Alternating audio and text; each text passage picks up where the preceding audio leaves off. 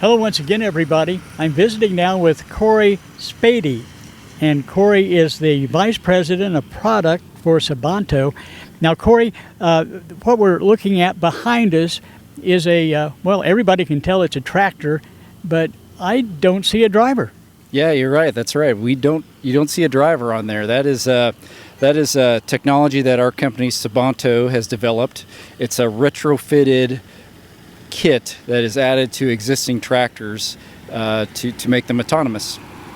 Now, is there any kind of other special knowledge that's needed for those that might want to avail themselves of your various kits? Yeah, you bet. So this is the intersection of technology and equipment operation. And so our company is comprised of about 30 engineers, half of which are equipment engineers and half of which are software engineers. And so to answer the question about what do you have to know, it's having some knowledge of precision agriculture technology and an idea and a mindset of acceptance and willing to maybe change the way that a person or an agriculture operator does things today. Well, I can see where there's efficiencies galore to be gleaned from having this kind of a product, this kind of technology on the farm. Oh, absolutely. Yeah, we set out to offset labor shortages and capital expenditures. And so if there's an opportunity to perhaps use a different size of equipment to do operations that don't require a lot of site-specific and close attention, we think that autonomy is a great fit for that as at present day. As time goes on and our technology gets more mature, we believe there will be opportunities to do more complex field operations. But as you can see in the background here, mowing grass is a mundane task, and things like that are really good fits for autonomy.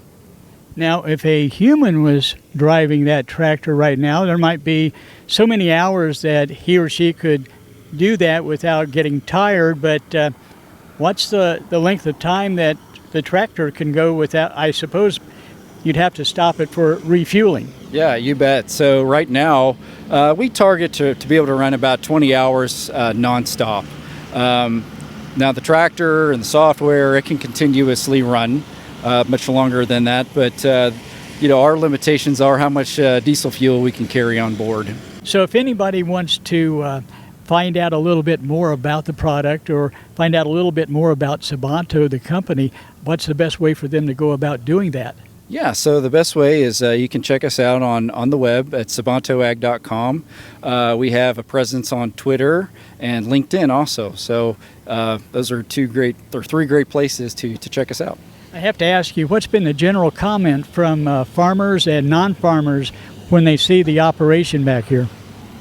The biggest comment is some people are surprised. Oh, it's that's a small tractor doing field operations. Some of the more business savvy clients that we've got really take a deep look at that and take a understanding of, well, how many people can I potentially not replace, but maybe repurpose, maybe have them do more tasks that require human attention, so to speak, and maybe take them off of tasks that are, a little bit more mundane and simple. And of course, with a smaller unit, a smaller tractor, you get all kinds of efficiencies, not only with fuel. That makes the environmentalist very happy, I'm sure, with that, a smaller carbon footprint. And at the same time, the wear and tear on the human body. That's something that we're always looking to try to solve, because when somebody gets tired, that's where accidents start to happen. Absolutely. Yeah, it's a totally different mindset. A lot of the heavy work or the heavy lifting goes into the beginning of the process. I always say that you almost have to plan, if you will. You got to plan where the machine needs to run. You got to plan how to get the machine to the field. You got to plan on, are there obstacles in the field that you have to set up boundaries around so that the machine will avoid it. So it's a totally different mindset as opposed to I just hop in the tractor, I go to the field, and then I make the decisions on the fly. So I think that'll be one of the biggest changes that customers or people that adopt autonomy we'll have to make is just that whole mindset shift of planning to plan their equipment operation. And so you're going to be here at Farm Science Review the third week in September. Yes, we'll be there with our dealership partner, Ag Infotech, and we're looking forward and very thankful for the opportunity. Okay. Well, Cory, thanks for talking with us. You're very welcome. Thank you, Gary. And stay with us. Back with more right after this.